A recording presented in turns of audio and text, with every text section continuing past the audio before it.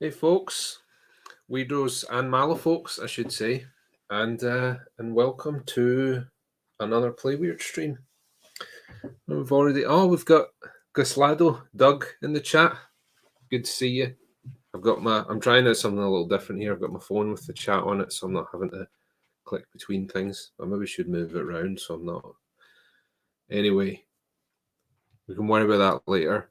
So, continuing on with a little bit of progress on Mr. Hoffman of the Guild, and although I don't want to talk about too much, also the Arcanists. So we're more or less. Oh, thank you, Cow. Yeah, I'm pretty pleased with how this little bit here is looking. So we're going to leave this for now. Some of you, if you follow me on social media, you've maybe seen I've been talking a little bit about how there's bits and pieces to tighten up here and there. Maybe do something a little fancy, paint a little bit of light refraction on his goggles, I think. But we're going to do a little bit of work on the metal, specifically the legs. I think we're going to try and concentrate on that. So I've just blue tacked this so that I can pop it off easily like that. What I'm probably going to do, and I forgot to do it, is for next time, I'm just going to fix this to a piece of plastic so that I can stick it onto a cork or something else so I can hold it a little easier, so I'm not having to handle it whilst I'm painting it. But we shall get to work on the Malifaux model with sub-assemblies. Yeah, there you go. Stranger things have happened, right? So I'm going to pop them on this little base. Okay. That's going to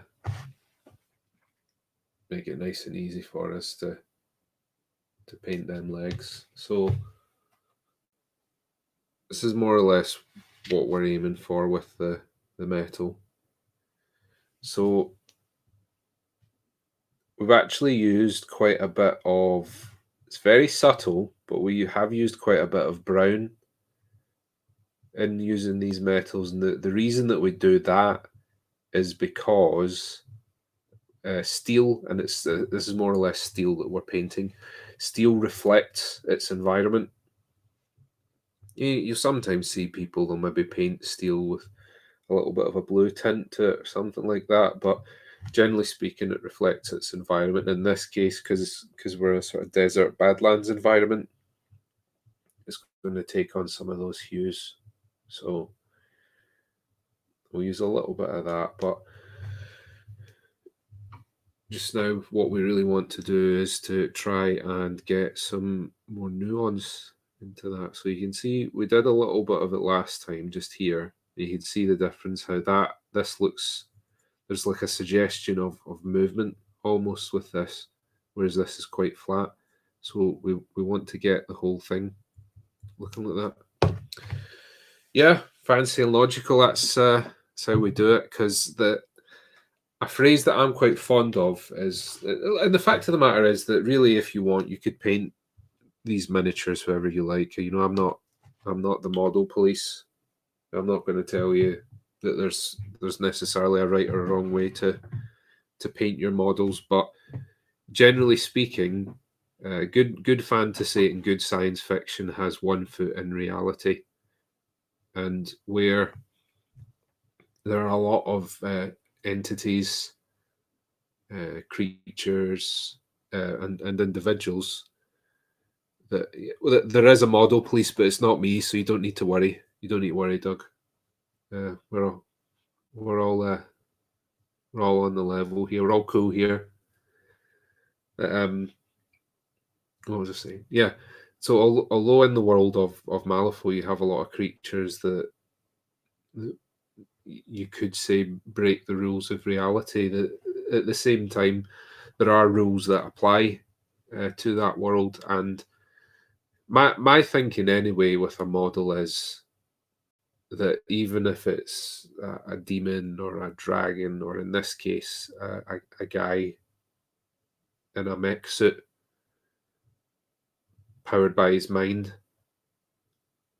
I want to be able to paint it in such a way where someone looks at it and there's just like, they maybe don't consciously think this, but just at the back of their mind there's a wee suggestion that yeah, that could be real. You know, that's how I like to approach it anyway. There's different approaches to it. Some people like to go like super trippy fantasy style, but I like a little bit of like real world grit to miniatures. So starting off again, black metal, because if you let's clean this off the brush here, still talking. So if you haven't seen me painting these before, all of the augmented that I'm doing, I airbrush over black primer, scale 75's thrash metal, and that's what I use as my base coat. And so I've got some of it on this is just a sheet of plasticard that I've sprayed with a grey primer. Normally for painting with this kind of method, I would spray it to emulate the surface that I'm working on. But, we're on camera here and we don't want things looking too wild. We want you guys to be able to see. And what happens is, certainly I found if I spray it black, it tends to overexpose things and they don't really look very much at all as they really are. Or the other thing that you get is if I tried to spray this silver, what would happen is it would just keep trying to focus on that, the autofocus on the camera. So that's why we're doing this.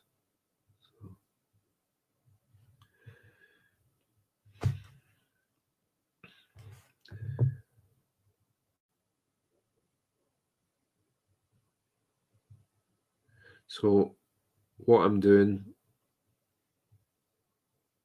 just now is I'm actually looking for the points on the model where shadow occurs, and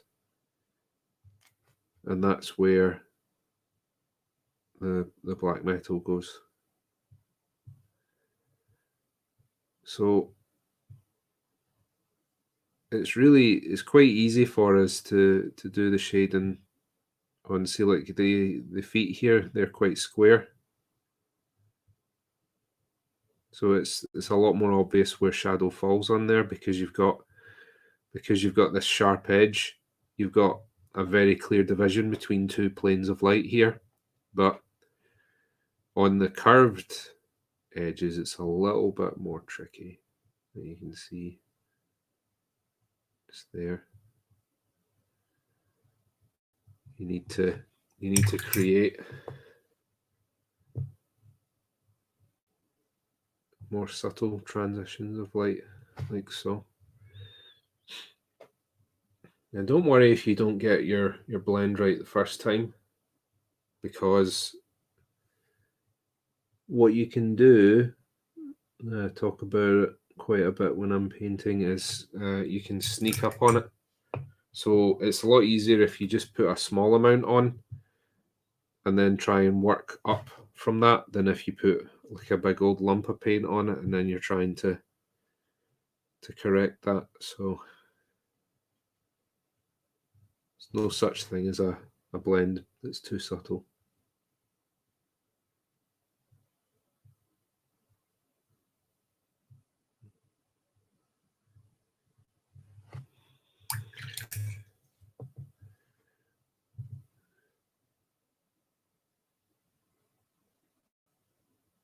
There we go. Okay. So these bands here, I'm not going to bother doing too much with them because I'm going to paint them a brass color, and that's just going to help to break things up for me a little. It's going to allow us to introduce a bit of contrast to our model. So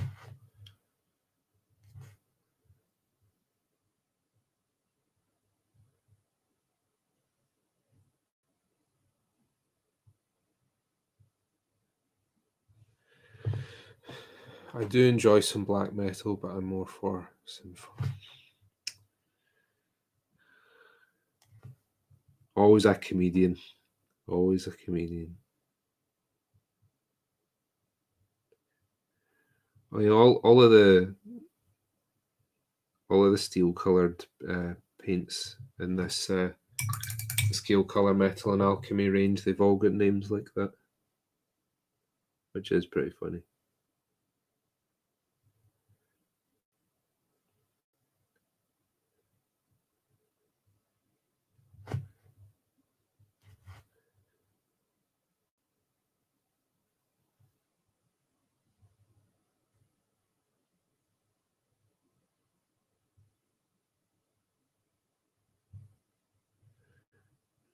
And you see, once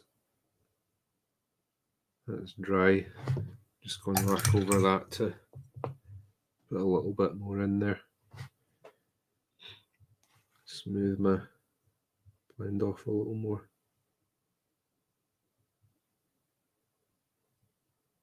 Go.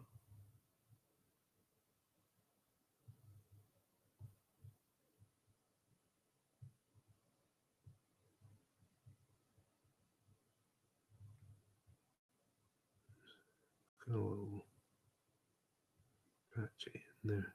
Oh. You see what I'm doing when I come back like this. I don't actually have any paint on my brush. I'm just using a little bit of water to blend that in a bit more. So some people will just refer to this as wet blending. Some people will call it a two-brush blend. It's basically the same thing. That's why I'll keep me around. Bless.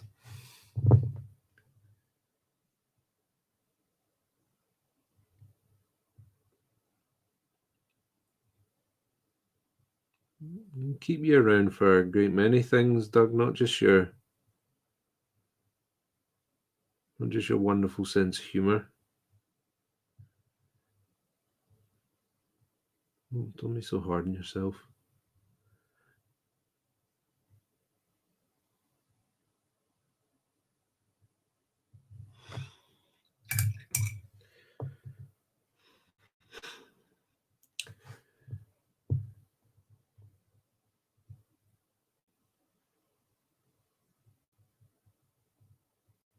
So down where it's darkest, we can afford to make the paint a bit more opaque. Like so. Then obviously on the areas where we got a bit of, these are a bit more exposed, so we need to try and really create the impression of light bouncing off that surface. So.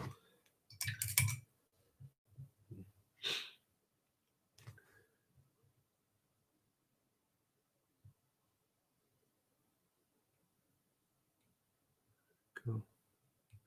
And then, it can be tempting sometimes to really go at an area if you've not quite got it how you want it to be. But you need to try and be disciplined with this, basically.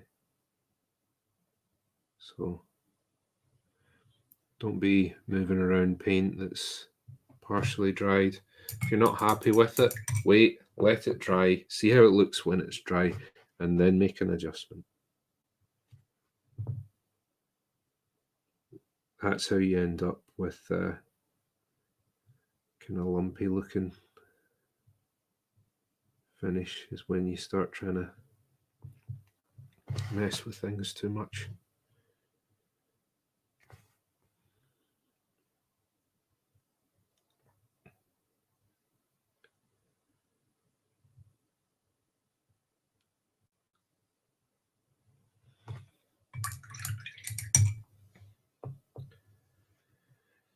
So let us know in the chat if you're painting along, if you're maybe just chilling out with us.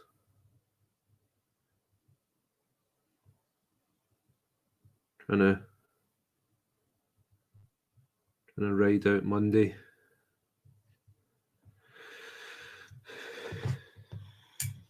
Also love hearing about where you guys are tuning in from as well. So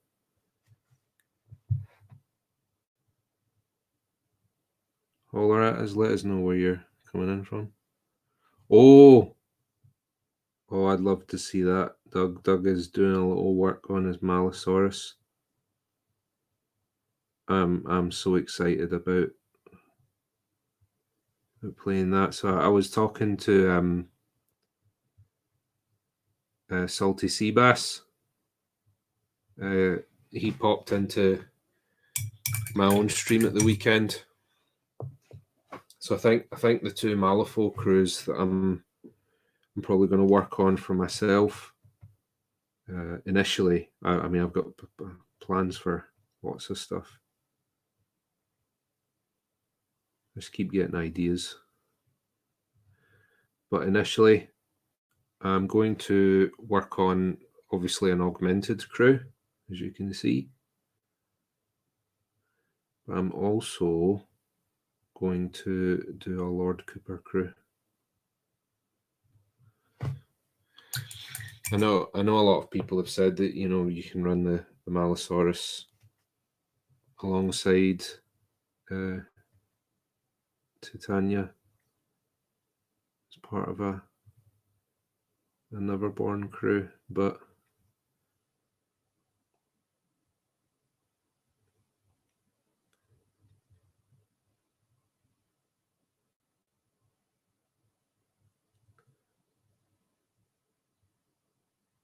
I just love Lord Cooper.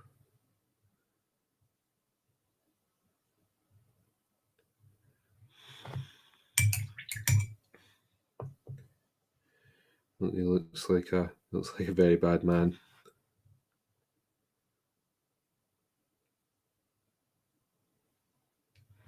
Very bad man indeed.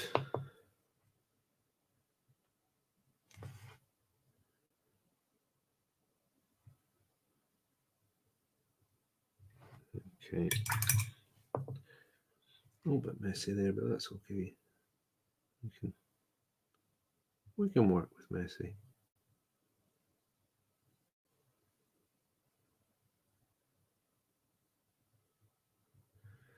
Okay. So hopefully you can see that that's really beginning to, you know, we're losing a lot of that flatness.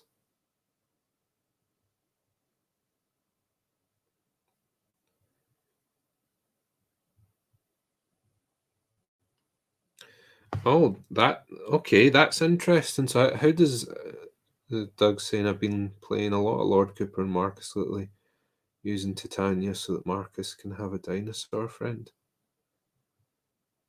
So how does that work?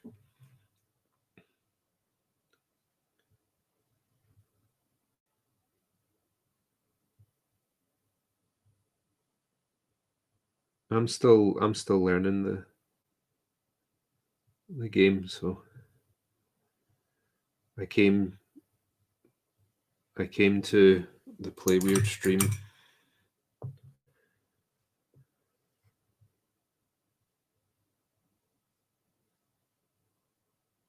as primarily a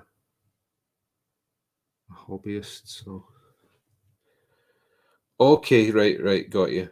So you pay for Marcus. That's interesting. That's very interesting.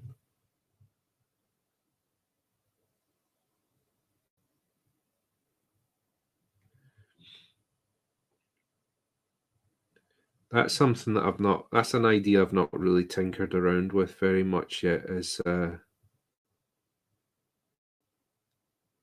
it's just hiring in another master as a buddy.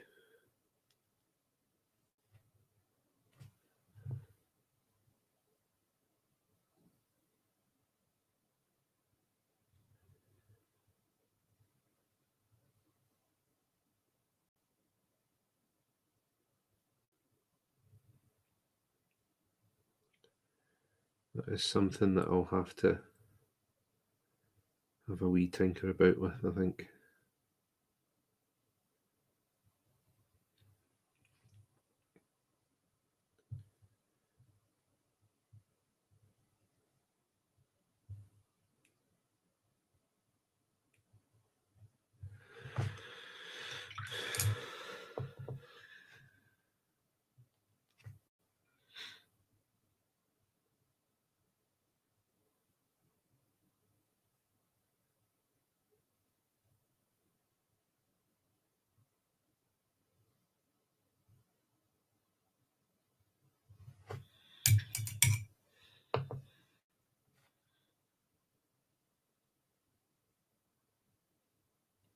Yeah, it sounds expensive, yeah, because like what you're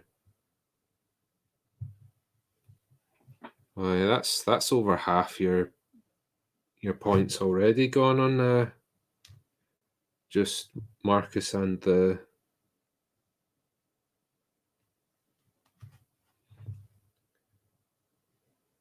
Malosaurus, right?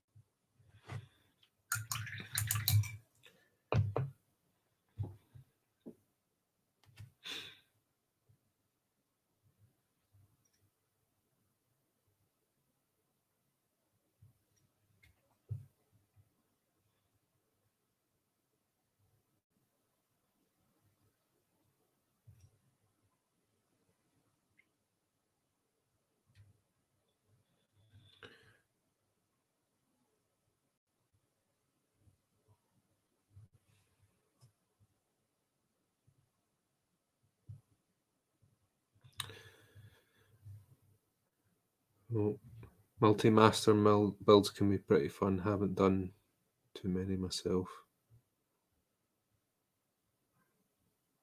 And you get to mutate the dinosaur, and who doesn't want to see a flying camouflage T-Rex with horns? That sounds kind of like was it Jurassic World? Indomitus Rex.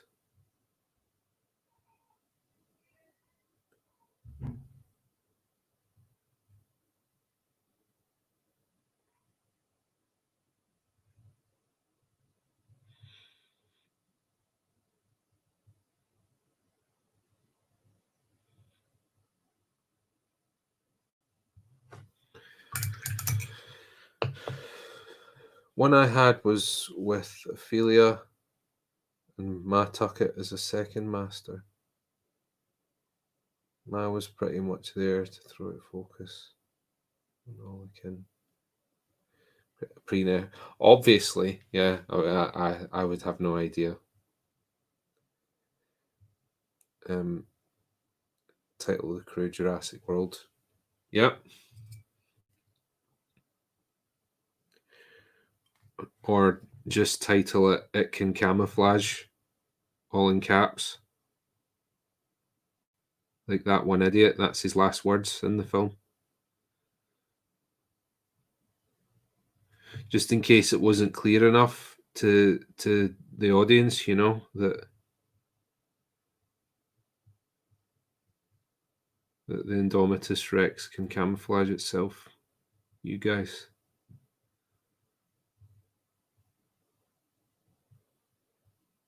Mecha meme. Mataka. I'll need to go check that. I think I missed that one. Was that just today, Kyle, or was that over the weekend?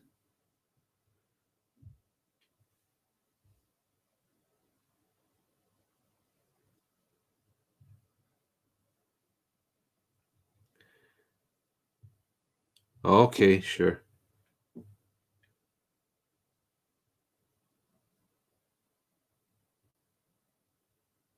Well, that'll be why I haven't seen it yet then.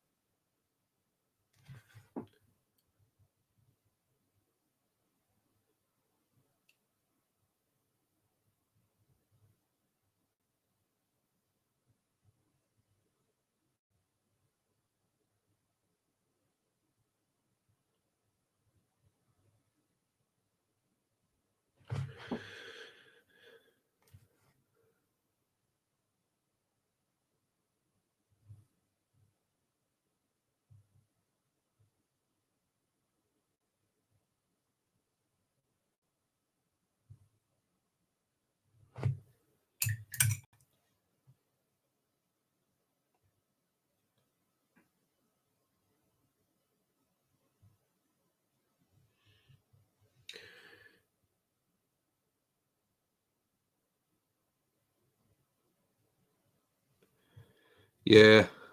Okay. There we go. We'll get the link there.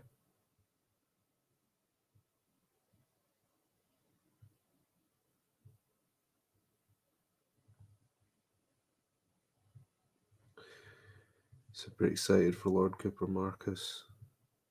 Massive playing a bunch lately. Well, it's good that you've got that box then, Doug. It's you sorted.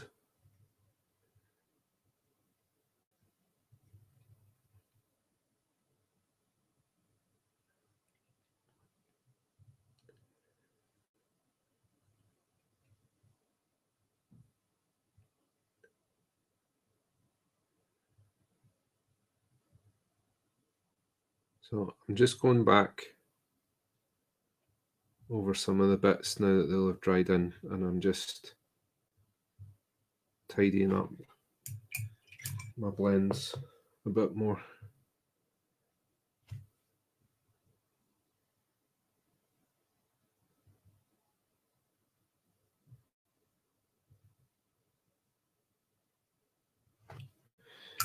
It's a bit messy.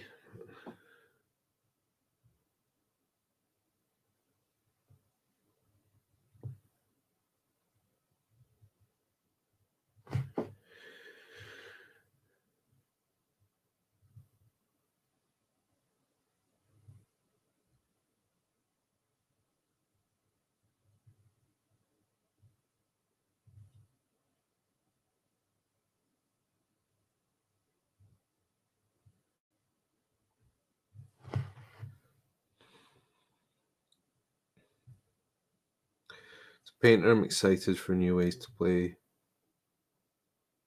As a painter, I'm even more excited that each title has a cool new sculpt associated with it. When I heard about the titles, I'd originally assumed it'd be the same. Yeah, I mean, it's an easy assumption to make, I guess, but lo and behold, it's actually way cooler than we originally thought, isn't it? Because I had thought when I saw Malifaux Burns, I was like, "Oh right, okay, so there's a bunch of masters that have been corrupted by the Burning Man that are getting new titles." And it's no, all of them, every master. It's really neat.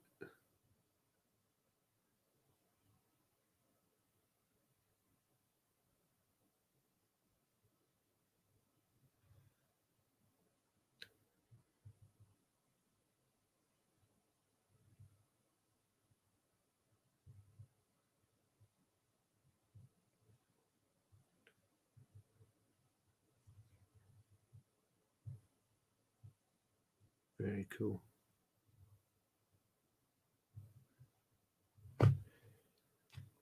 Bit more water onto that.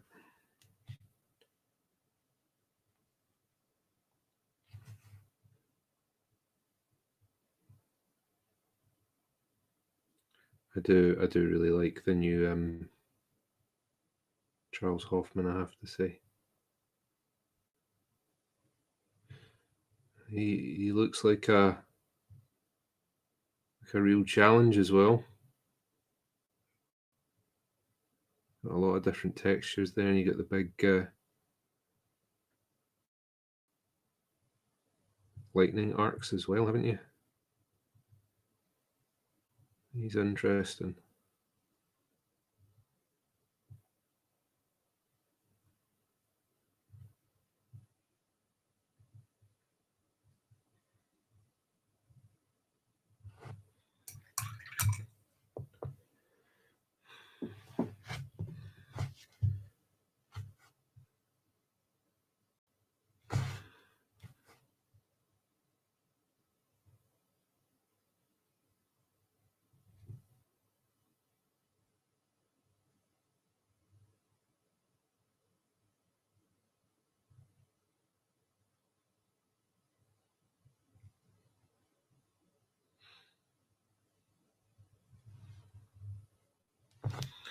Okay, so let's have a look. So big difference already. You compare that to metal that we've got here. Yeah.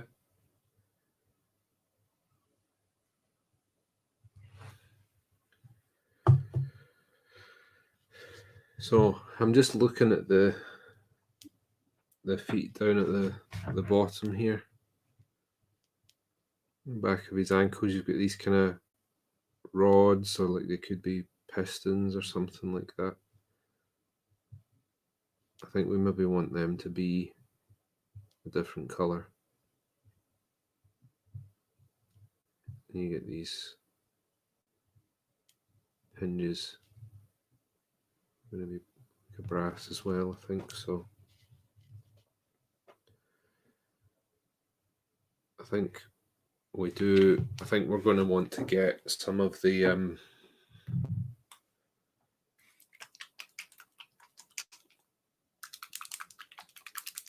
so this is Pro Acryl bronze.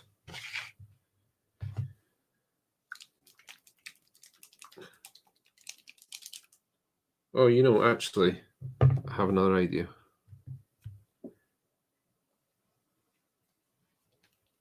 I'm going to build this up from a darker color. So this is called Negro Gold. It's quite a dark gold.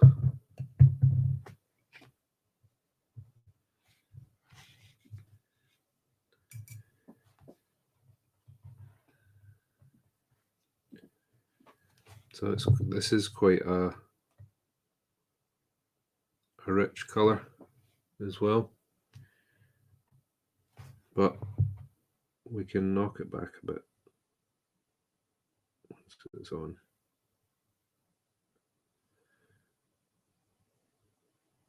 Control it a bit better.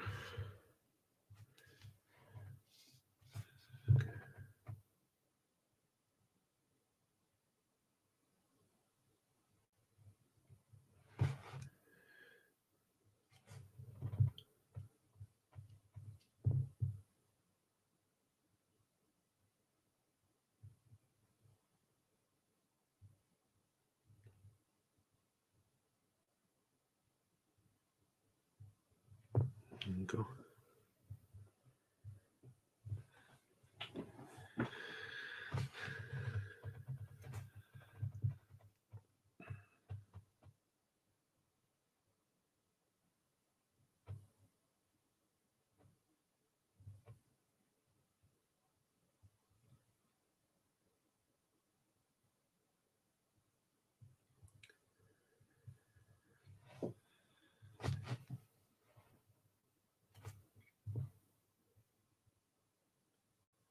It's quite bright just now, but don't worry about that.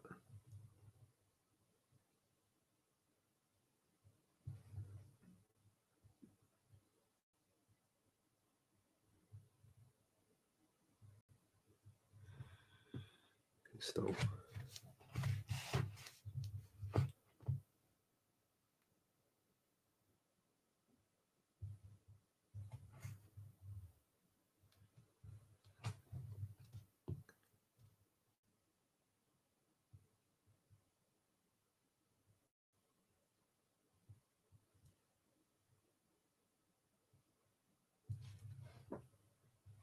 There you go.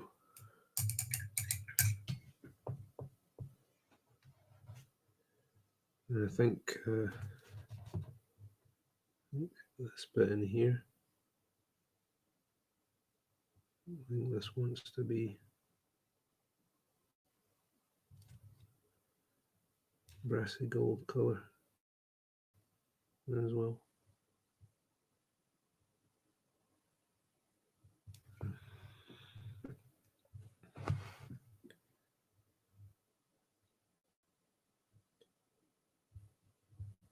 Oh, nice.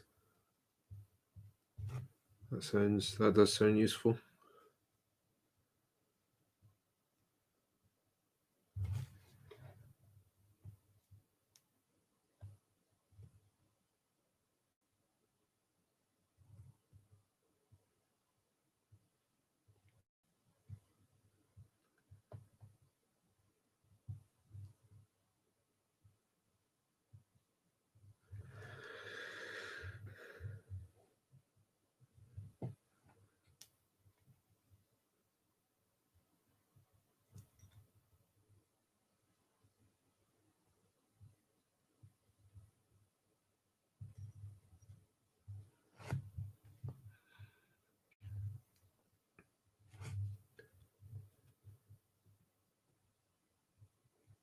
So not lingering too long. I'll apply this.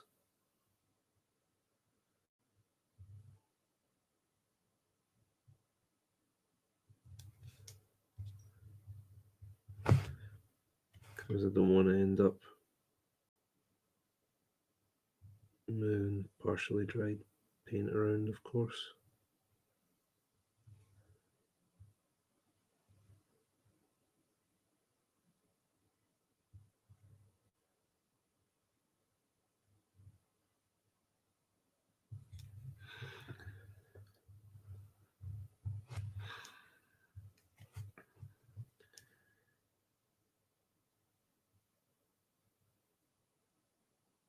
It's okay if you make a little mess. We can tidy it up.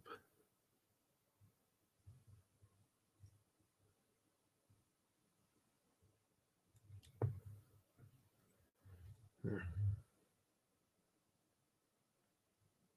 It's starting to read a bit better, isn't it, already?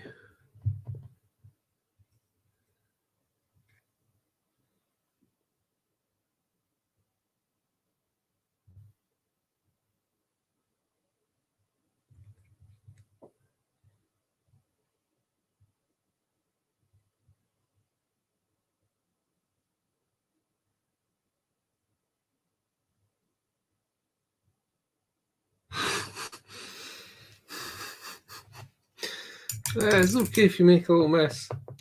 Tell you, people make fun of that guy, but he had a lot of wisdom to offer. People get too caught up in the pursuit of perfection sometimes, myself included.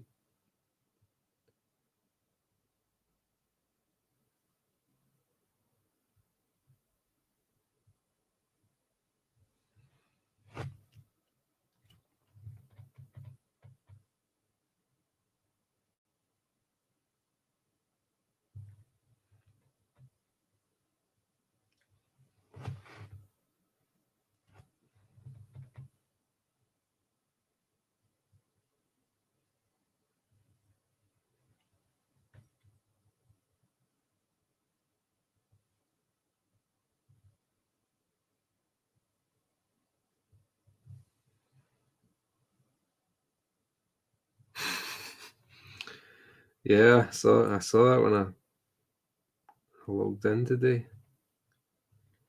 Big old following.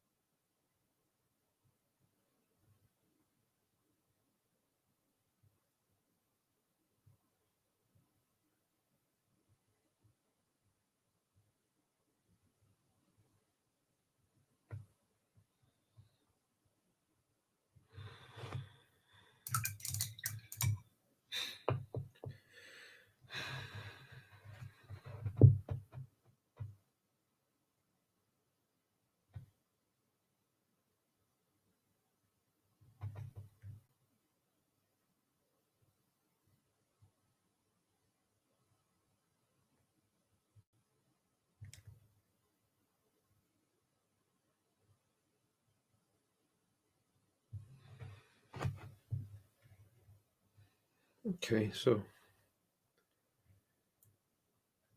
starting to read a little bit better, but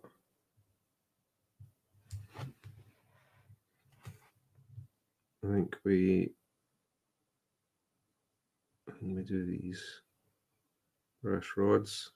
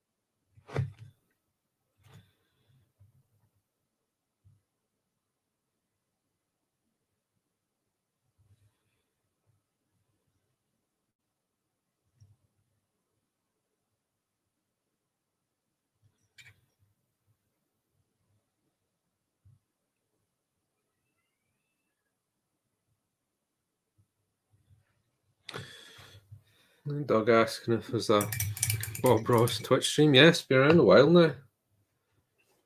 They just play his old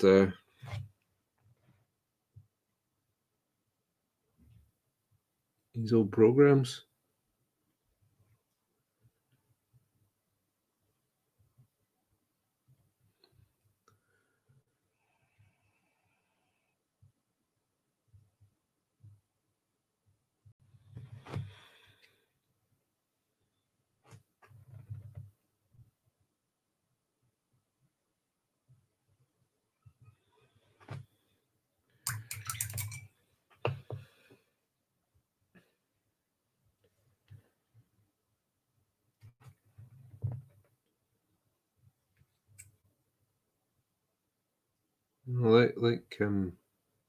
Like Seabass is saying, still immensely popular.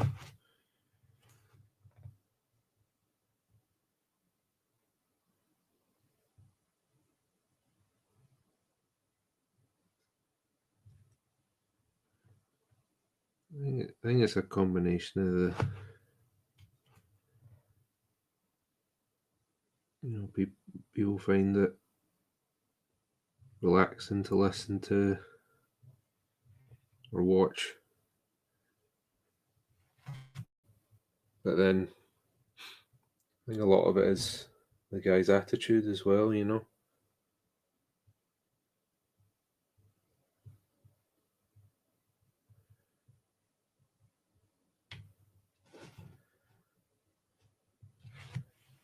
Well, in America, certainly.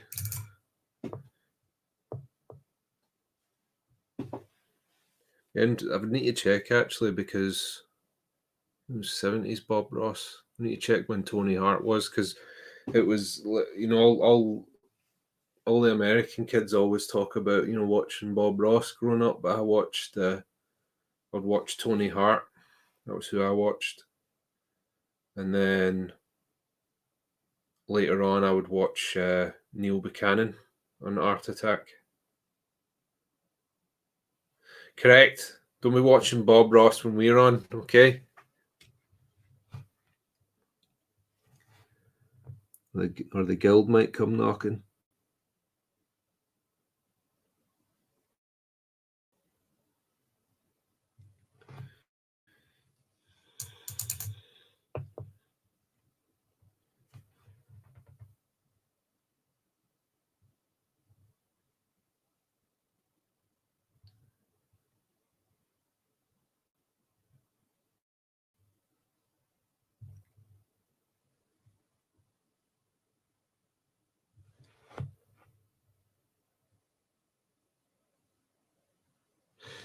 So we had Tony Hart.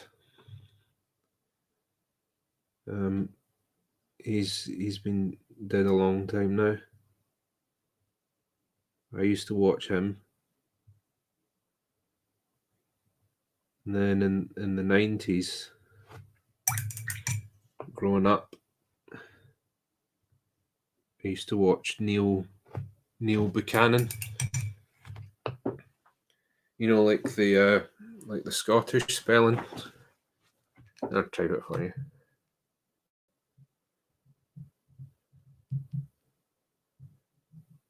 like that. But Neil Buchanan did a lot of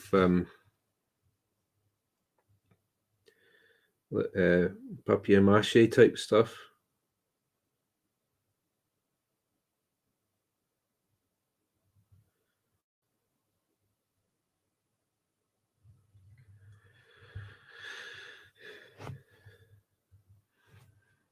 Or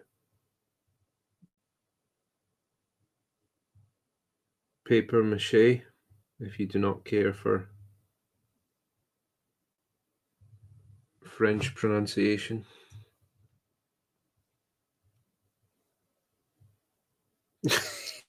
I've heard that rumor about Neil Buchanan.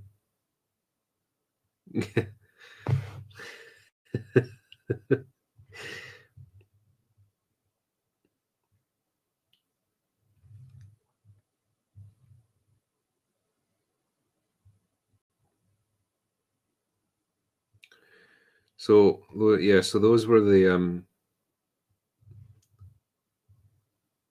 guys that little Ben watched growing up. For anyone that's interested.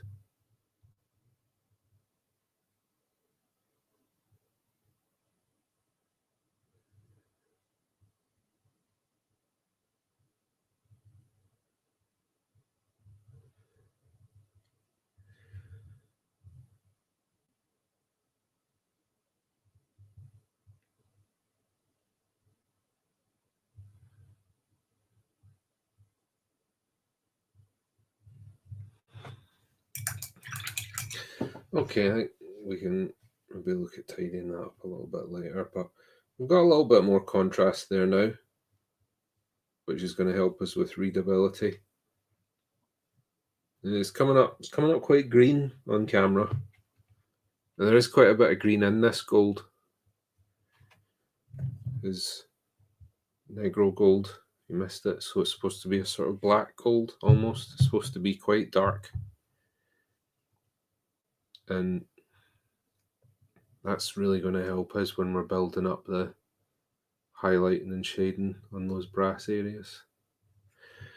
But anyway, so we're going back to the black metal, but what we're going to do is we're going to add a bit of black to that. So for whatever reason, a lot of folks shy away from blending and mixing metallics. I'm just going to show you guys what I'm doing here. So a lot of people will tell you that you need to use gloss black when you're using metals. I've not necessarily found that to be the case, and here's the reason why. Is if you wanting to paint metals to look really convincing, look really smart, then fundamentally it's really not much different from if you were painting non-metallic metals. Okay, you need to pay attention to where shading and highlighting is going, all of that sort of thing.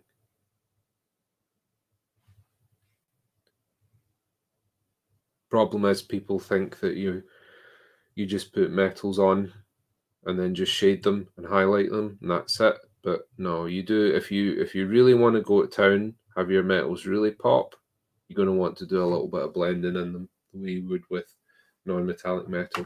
So if you can think about the way that you would paint non-metallic metal, the idea is that you are trying to create this sense of dynamism.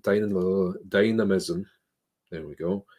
This sense of light moving on the model. So it means that you have points that are very, very dark, and then you have points that are very, very bright. And you do that in order to convey this sense of light moving across the metal.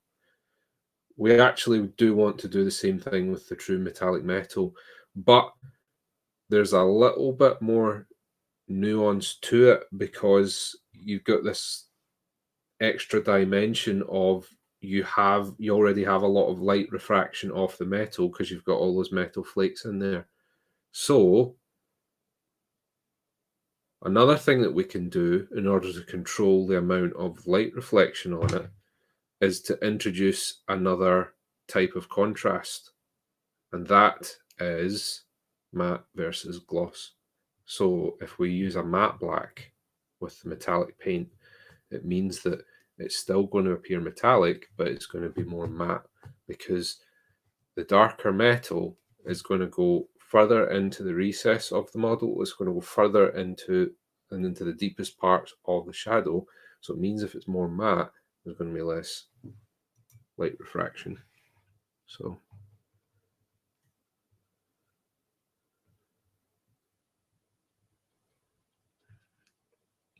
it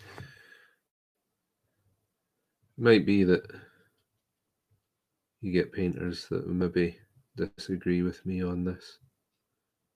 This is just a little way that I like to get a bit fancier with my metals and get a bit more water in that. There we go. And when you're mixing paints, you want to try and keep them close together like this, because then it means that they're not going to evaporate as quickly.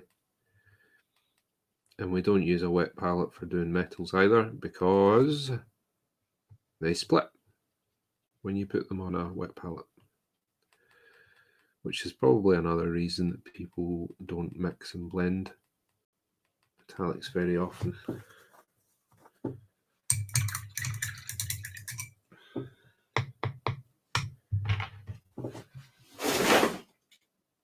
Sorry about that, box fell over there. Don't know how that happened. We got a poltergeist in the studio. Okay, so down into the deepest part like that. Yeah. Yep. Feather that in. Yeah.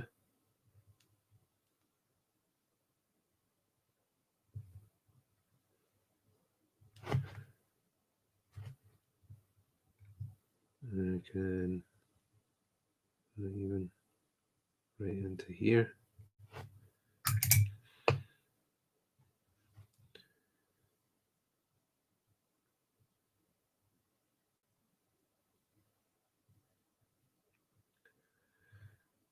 It's funny how people call it wet blending when really it should be damp blending, right? Because you get hardly anything on your brush at all when you do this kind of blending.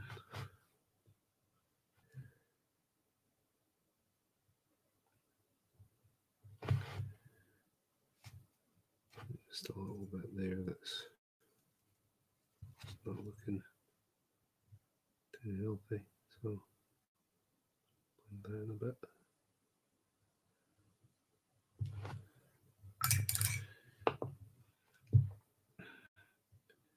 And you don't have to rely just on using a little bit of water to do this kind of blending as well.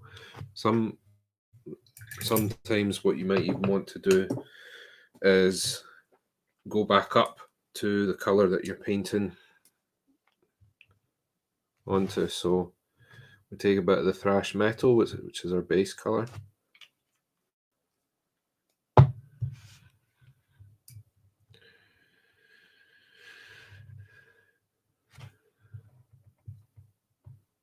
And we can put a little bit in that way. Blend that in that way. And a bit there. A little bit there.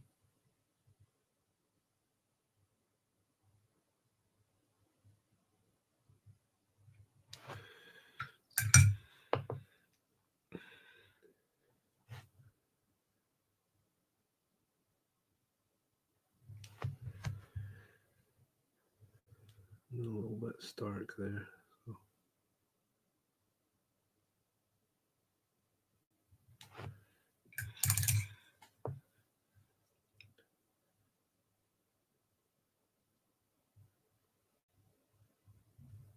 So you got different ways of blending. You don't have to just stick to using the wet blending with water. You know, some people will do the blending just with colours as well.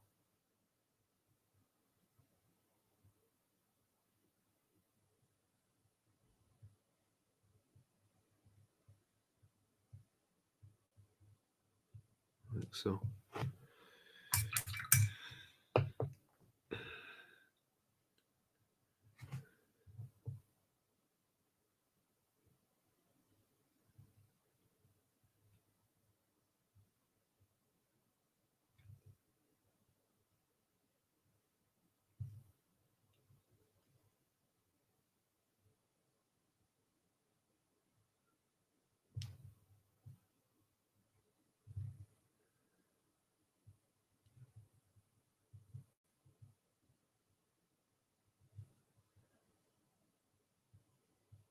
There you go.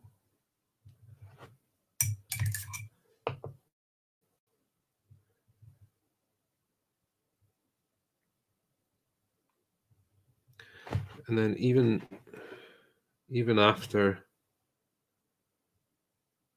doing this kind of thing, where I've mixed the black with the metal, what I would even do after this is go right into the very darkest recesses with just black.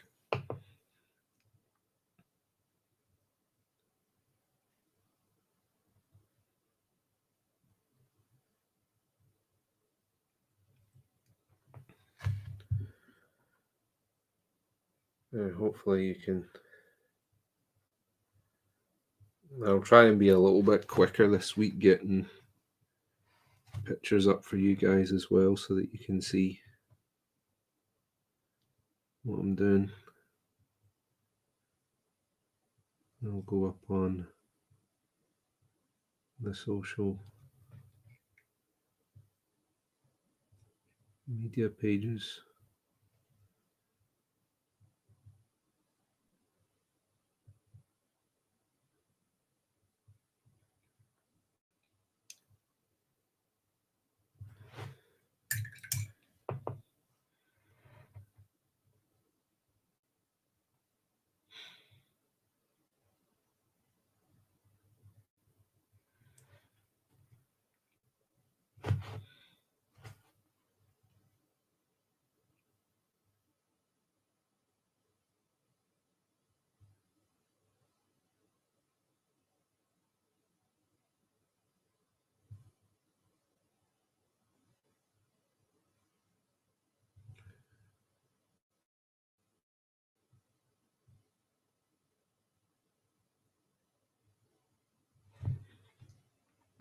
You can really see.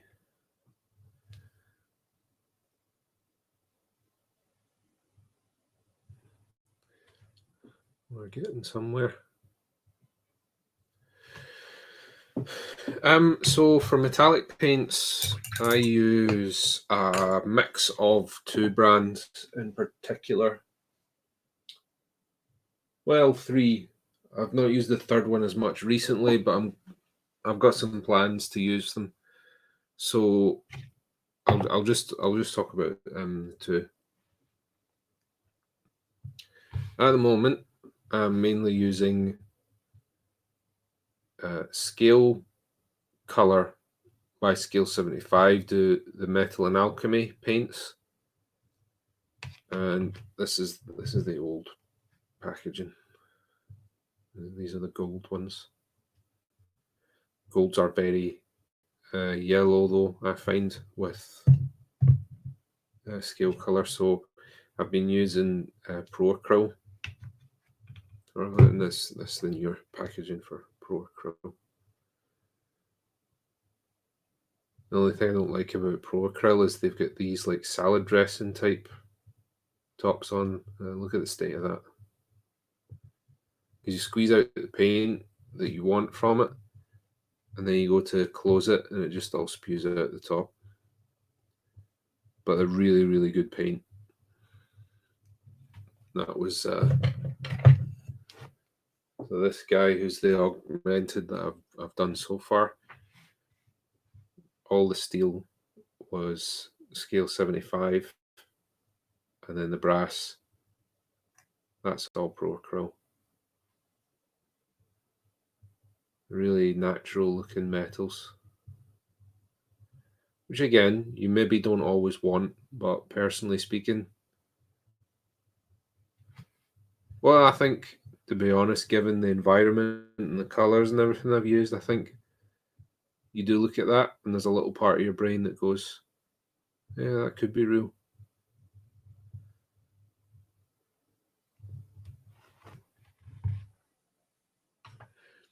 Let's take a little drink.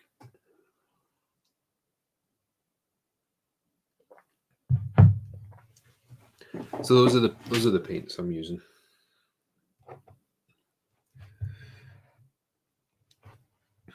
And I don't tend to use anything else very often, to be honest.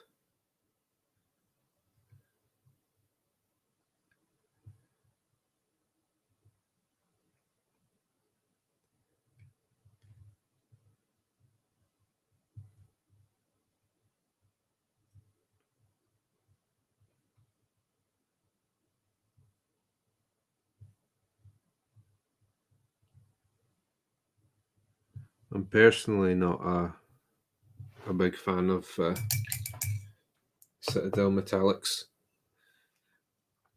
I just one, I find that they separate very easily.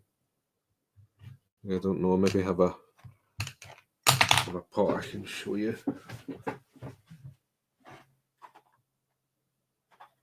So Screaming Bell's a really bad one for it, where you end up with almost two completely different colors of metal in one pot, and then you get these big bands of like this red oxide color through Screaming Bell, and you get the same, you get this big band of blue from the copper. I find also, to be honest, that the pigment particles themselves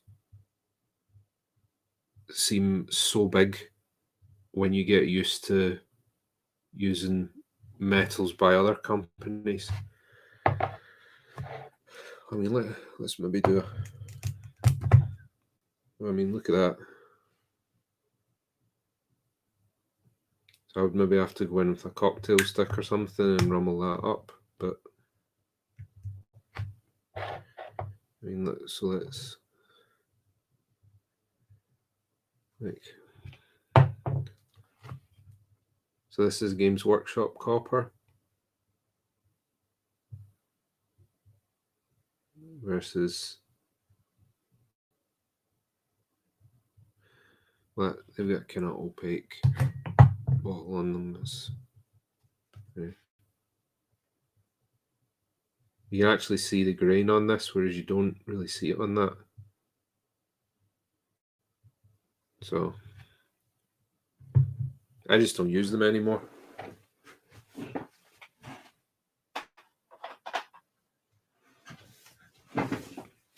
So that's probably, like, I would say, the first and most like rudimentary piece of advice I would give if you're wanting to up your game with regards to painting metals is find a metallic that works for you. Because I find I've not really figured out why this is, but even with a metallic paint with really, really fine pigment, I find it's really easy to end up with texture on the model if you don't let the paint dry properly, or you've got the wrong consistency, more so than paints, than non-metallic paints. So it's really important, I think, if you can, to get one that is quite easy to work with, i.e. one that is very, very fine pigment on it. I need to try the Scale 75 metals. I've heard nothing but good things about them. They're great. They and Pro Acryl are both very good. So if you're in the States, you might have some problems getting a hold of Scale 75 because they are Spanish. So you might have some issues there with all the usual shipping nightmares that you guys can get trying to go transatlantic. Pro Acryl, I believe, are based in Canada. I think they're based in Canada. No, made in the USA.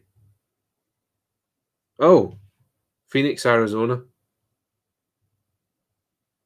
My bad. Yeah. It's just Monument Hobbies that make them. So honestly, if you're looking for good metallics,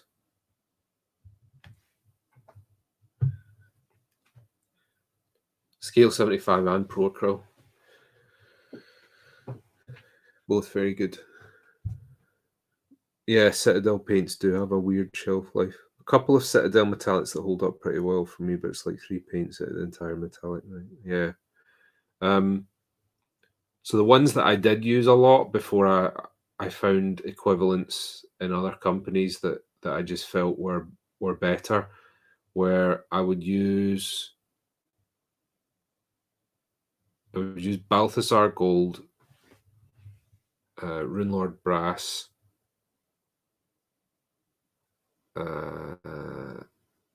Lead Belcher, and Stormhost Silver.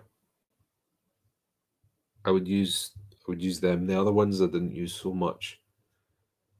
I've tried using Screaming Bell and I just hate it because it's even if you can get it to mix properly, it's such a roary, vibrant color, which looks weird when you're trying to use it for copper, especially because a lot of the time if you're painting copper, you do want to weather it a bit, make it look aged.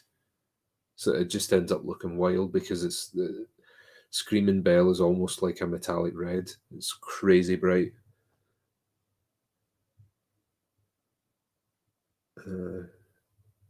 Need to find a friendly local gaming store that carries Scale 75. There'll be someone. There'll be someone for sure. But if you can't get Scale 75 and you're pining for good metallics, try Pro Acryl by Monument Hobbies. They're really, really good.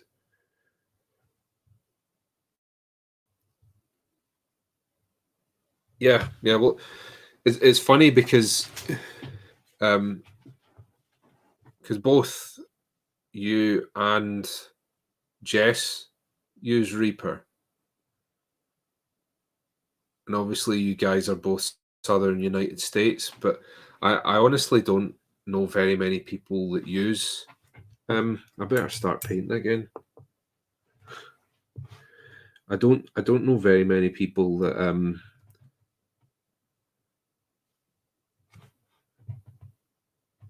use Reaper paints.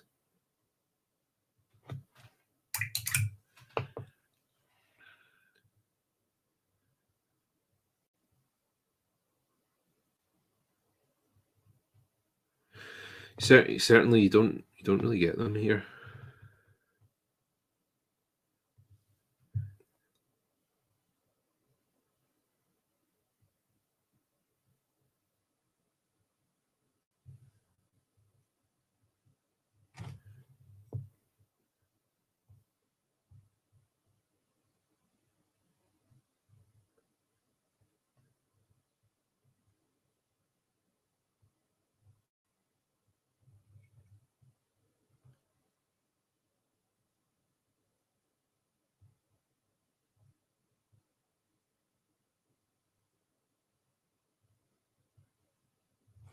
Okay.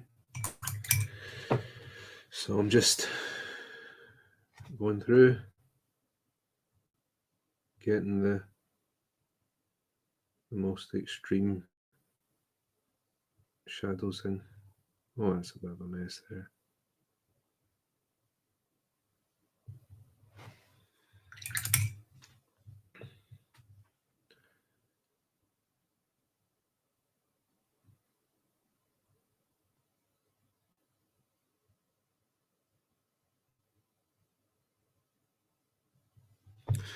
One of my local hobby shops is going to start carrying Vallejo Model Color Air in addition to the Vallejo Model Color line. I'm excited about that.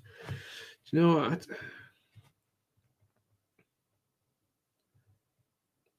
I've bought a couple of airbrush paints over the years,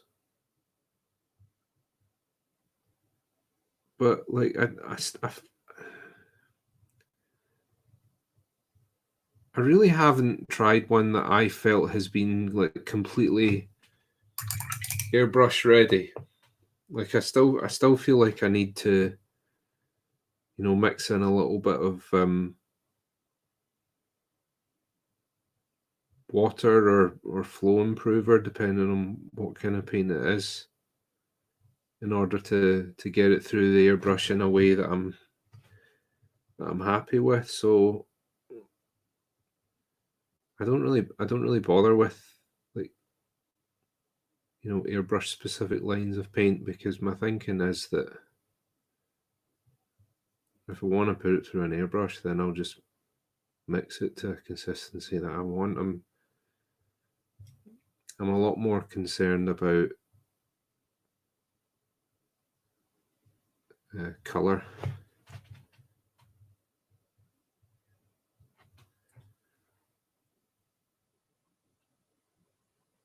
generally speaking. But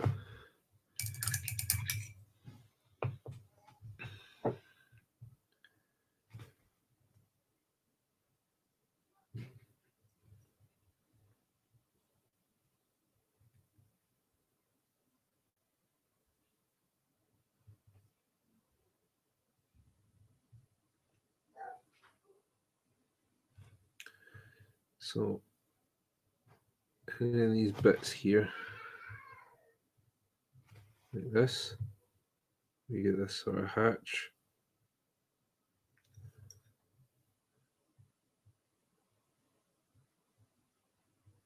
In there.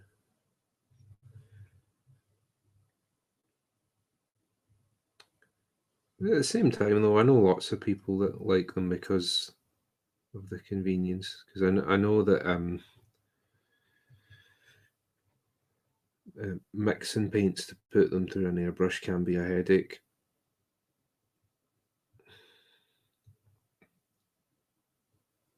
Generally speaking, what I've taken to doing is, with the odd exception, like if it's a metallic paint, or like I've got some of these Tamiya paints I'm going to try out for doing some other stuff.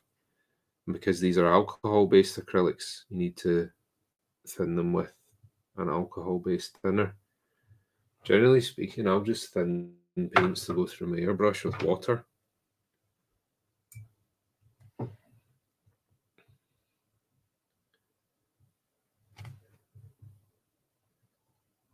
I find that very often works just fine.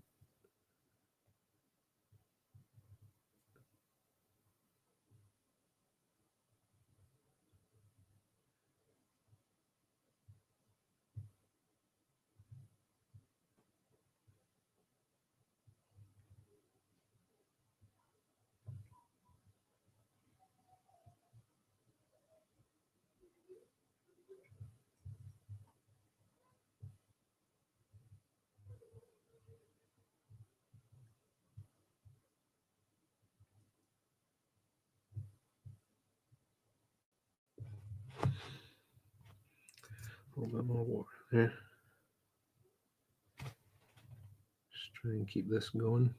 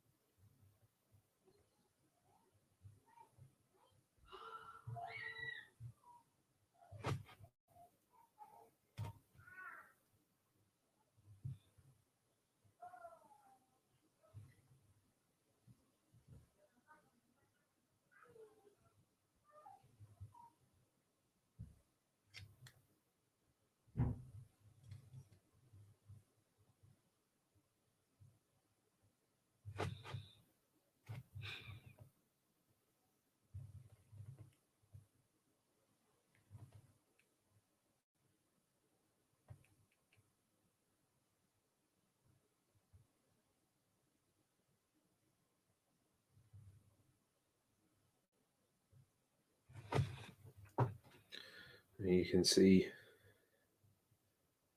how much depth that's already added. We've not even done any highlighting or anything on it yet. Not even any weathering.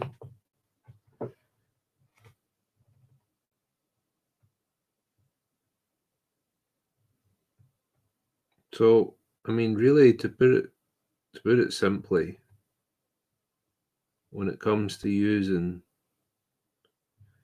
metallic paints and getting them to really pop, you don't use them any differently from any other paints. There's maybe like the odd little bit of trick or nuance in there, whatever you want to call it.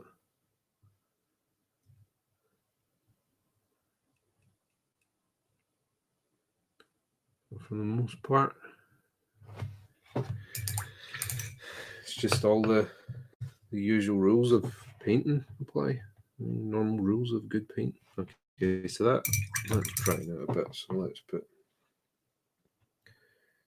Where did I put it? Where did I put the black metal? I didn't put it back, did I?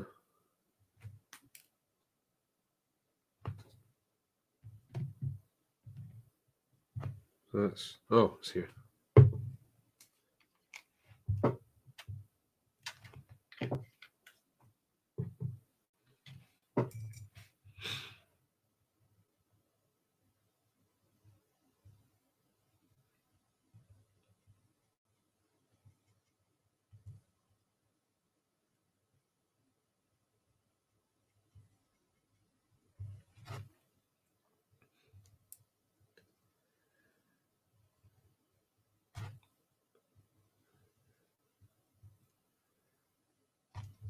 All just good painting. That's all it is.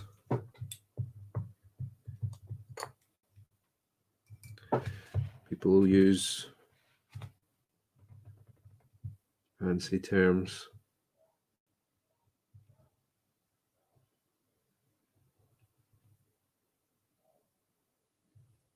Talk about directional light and things like that. And certainly, maybe that is stuff that can help you. But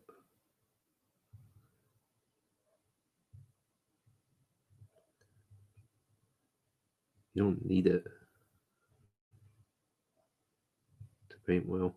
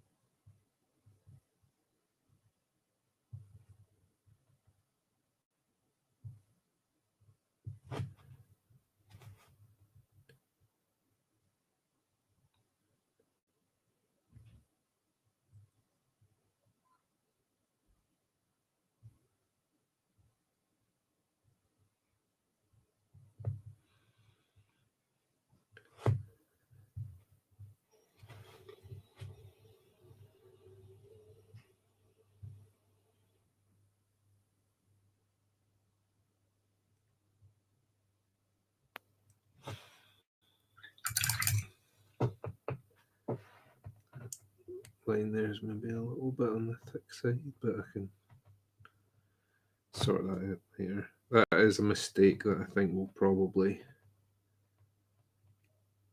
take care of itself as I carry on with the rest of the model.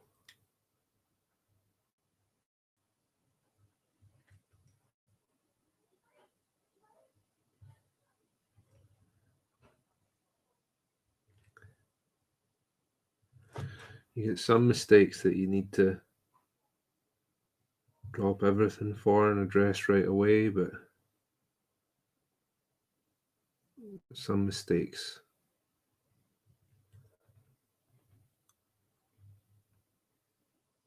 will kind of resolve themselves as you start to build up the other colours.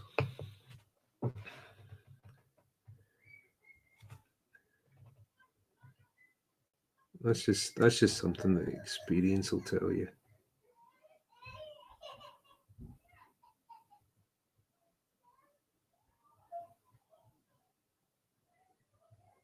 Oh. Sorry about that, if you can hear that. So we've got an unhappy child downstairs. Oh, happy child.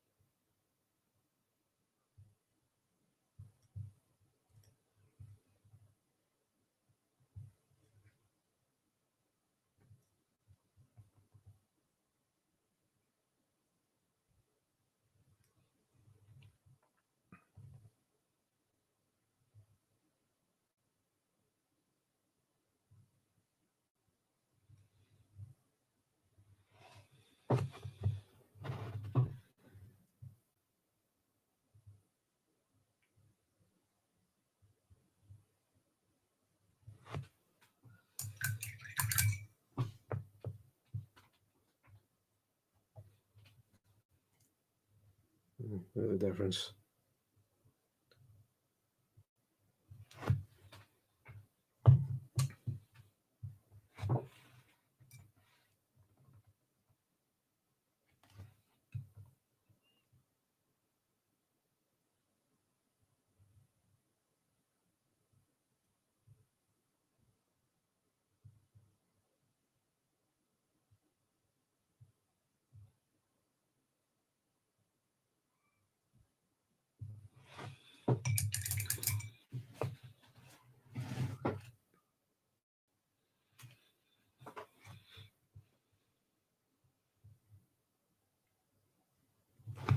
So I'm just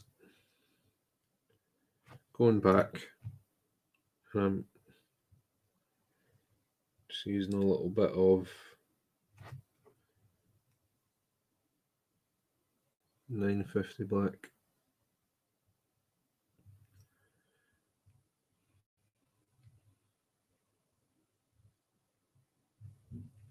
And I'm just really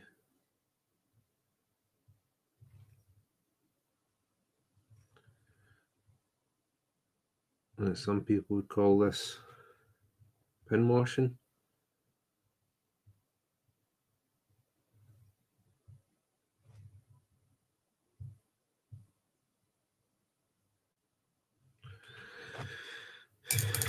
Doing a lot with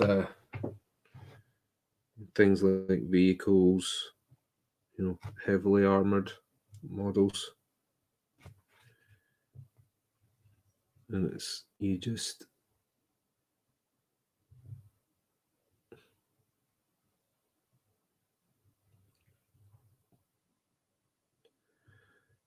I don't use a wash to do this. This is just thin down black paint.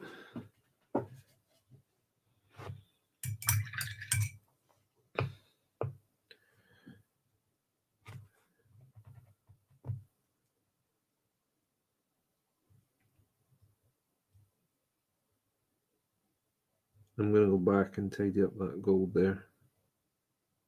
So we don't need to worry about that.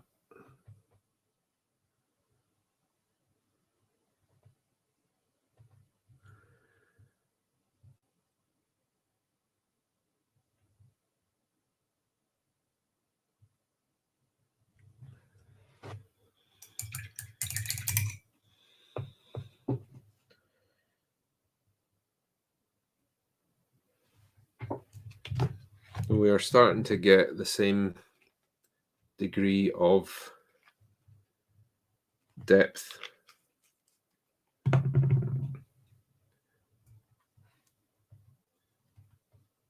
across the whole model now. Whereas before, there's a pretty noticeable difference from the likes of his clothes to the mechanical legs.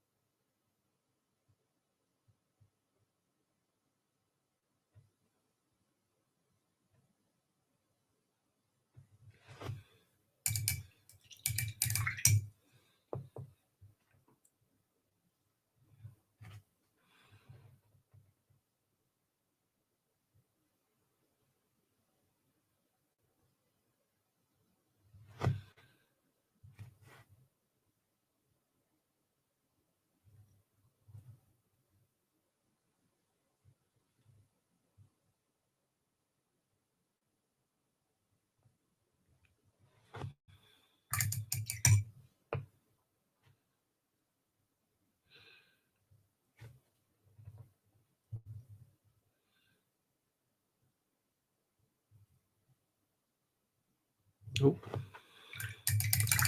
a bit more water than I was expecting appeared there.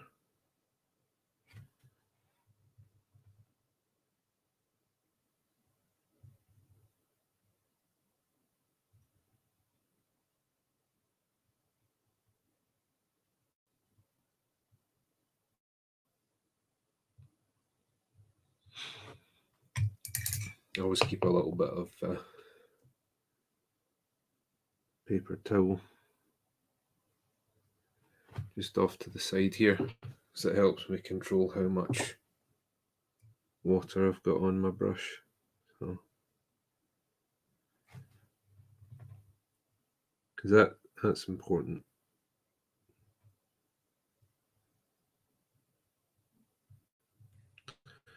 You're struggling with the consistency of your paint. That's a little trick you can try out.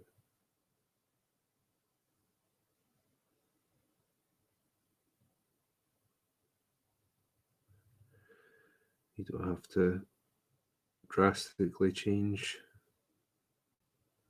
the way that you do things to try it out either, so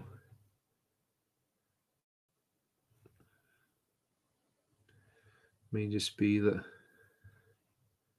just a little bit of course correction is in order for you. So give that a go if you're struggling with your consistency. See if that helps.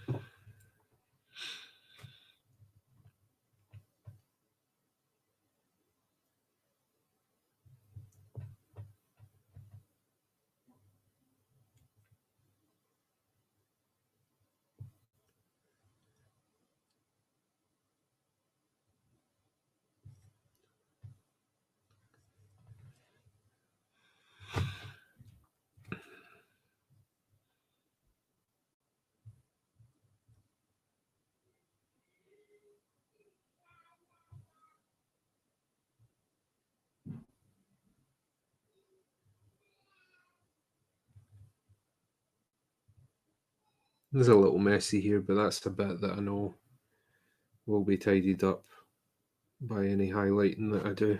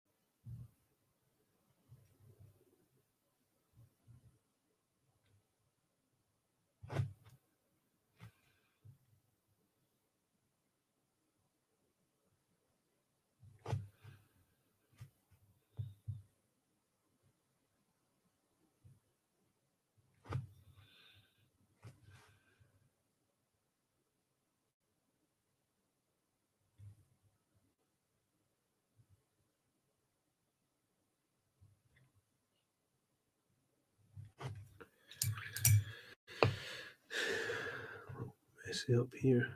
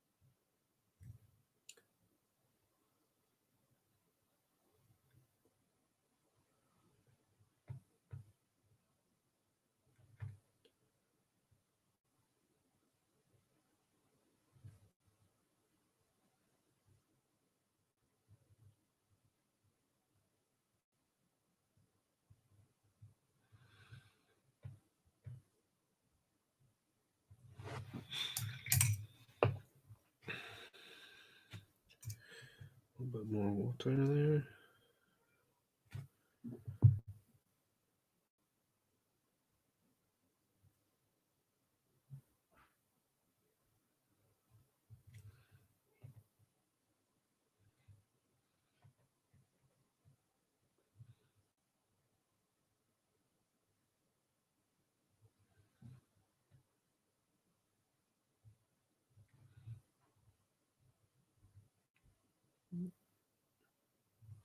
It's going to need quite a bit of tidying up this top bit. Very messy.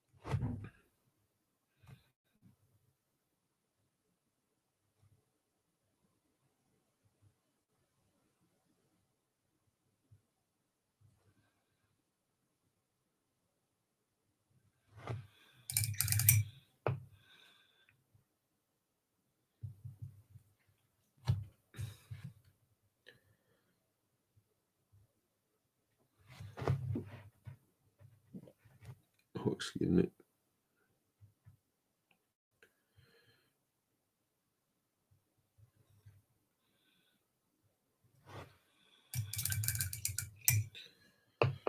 Okay. So I think you guys get the idea when it comes to the steel. I think I'll think we'll do a bit of work on the grass. Oh, take a little bit more of the Negro Gold.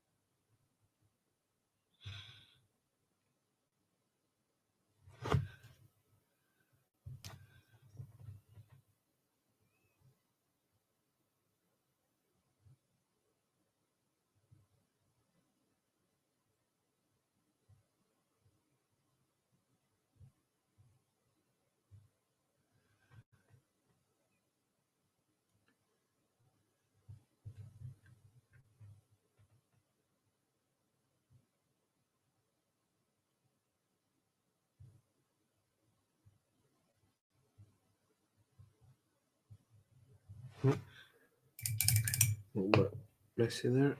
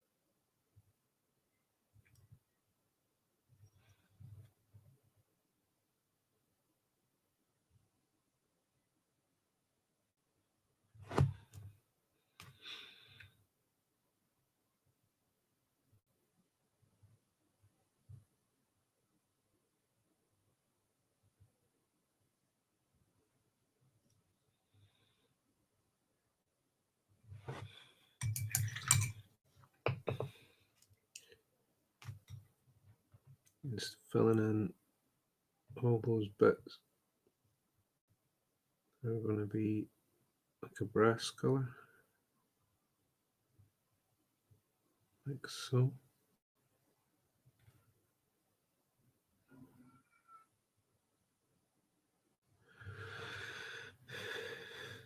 Even as a nice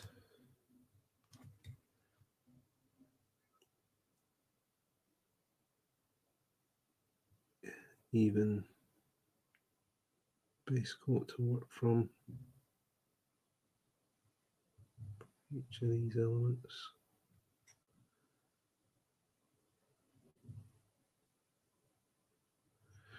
I hadn't quite decided at the time what colour these back sort of hinges were going to be, so I'm going to need to go and do all the shading on them, because I think I am going to leave them like a sort of steel colour.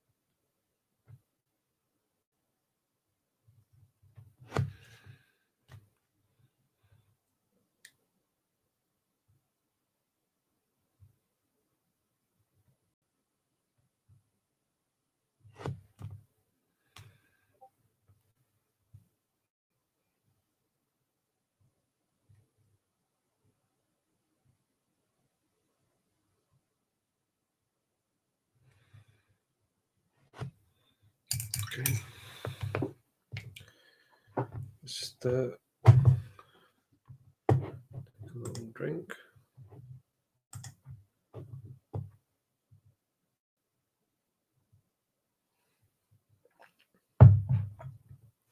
Message received, Kyle. Thank you. Did go fast, yeah.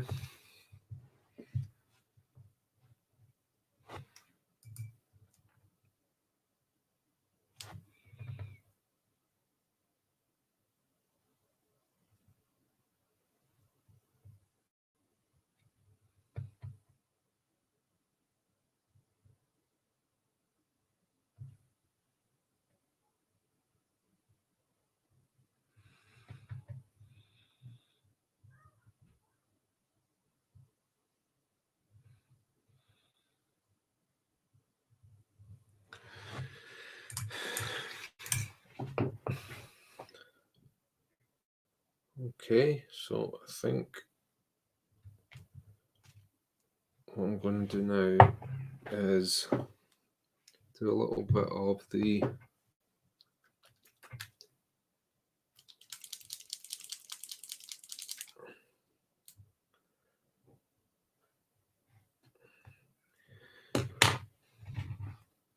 you're probably going to see exactly what I mean when I talk about how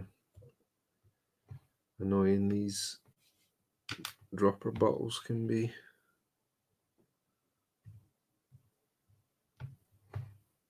Or maybe not.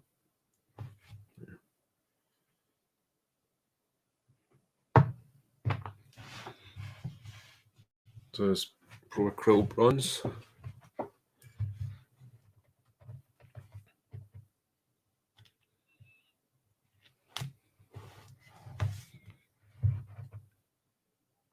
I'm just going.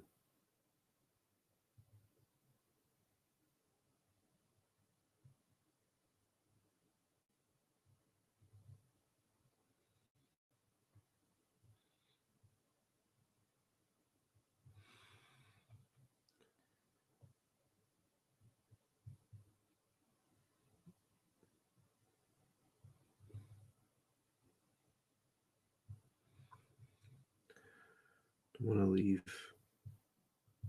just a little bit of the Negro Gold showing.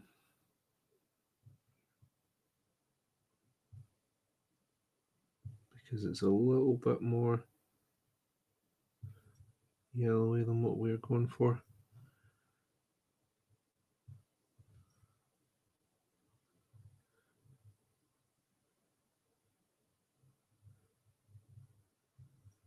But it gives us a really nice base coat to work from.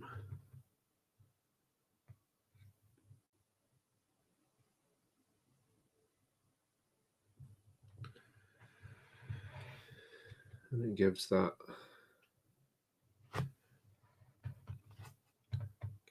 brass just a little more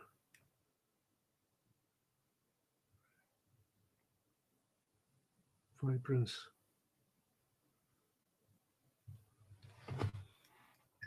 Like so.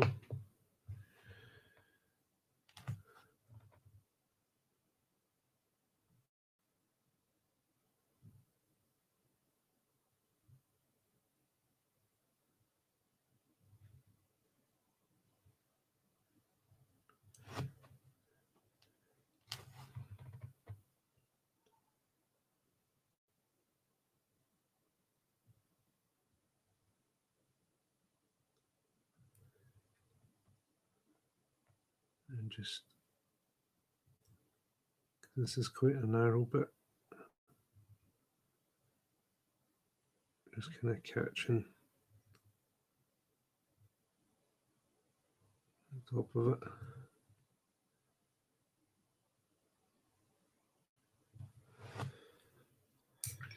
Leaving the rest of that gold showing just out the sides.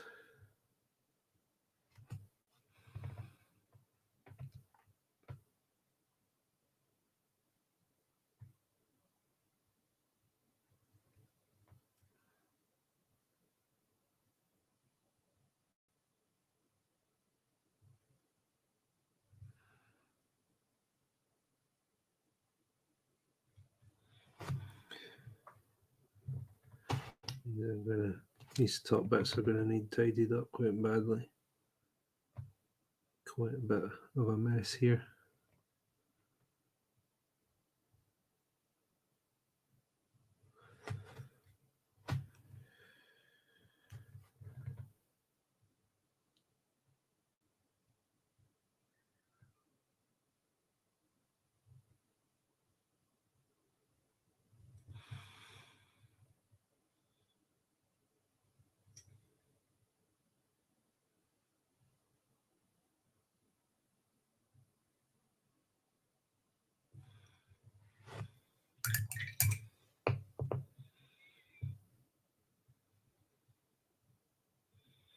That's tied it in quite nicely to the goggles up at the top there, as you can see.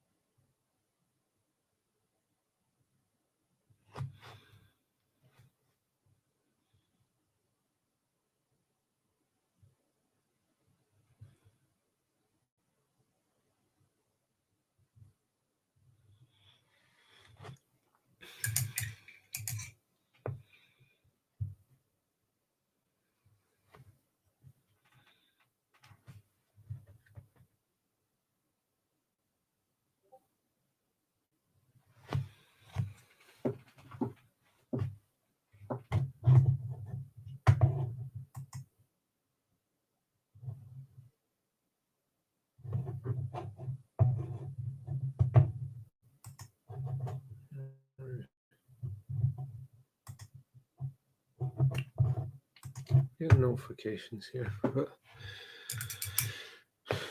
anyway, I think our time here is almost at an end. So yeah, let's sum up what we've done then. So we've got a good bit of nuance in that steel now,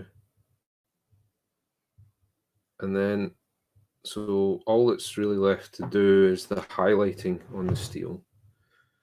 We need to do a little bit of like shading and distressing on the brass, I think. Knock that back a little bit more. But you can see how it's going to tie Hoffman quite nicely into the hunter that we've got there. He's going to look quite a bit cleaner than the hunters, obviously, because he's more a lover than a fighter, so to speak. Yeah, I think, well, that's probably, like Kyle's saying, that I think is the way to do metallics well, is to do your blending and your highlighting everything in a very subtle way. But the funny thing is that when it's not there, it becomes immediately obvious. See what a difference? Like, this actually looks like metal. This is looking kind of flat, maybe a bit like aluminium, something like that. But eventually this guy's going to be looking like that. So, all right, guys, that is it from me for today. I believe Doug is going to be your host later on. Correct me if I'm wrong on that, Kyle. I think Doug will be back later.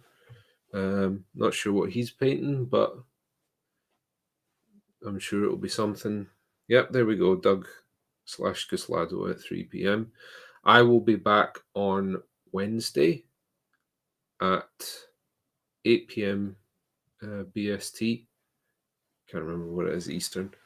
But I will be back on Wednesday, and I think we might do something different. We'll take a little break from the augmented stuff, and I think we'll either paint something from the Explorer Society starter set, or we might even do a little bit of building on stream. I think that would be good to go over, show you guys how you prep a model for painting. Well, that is me, guys. I will catch you on Wednesday, and have fun with Doug. Bye-bye.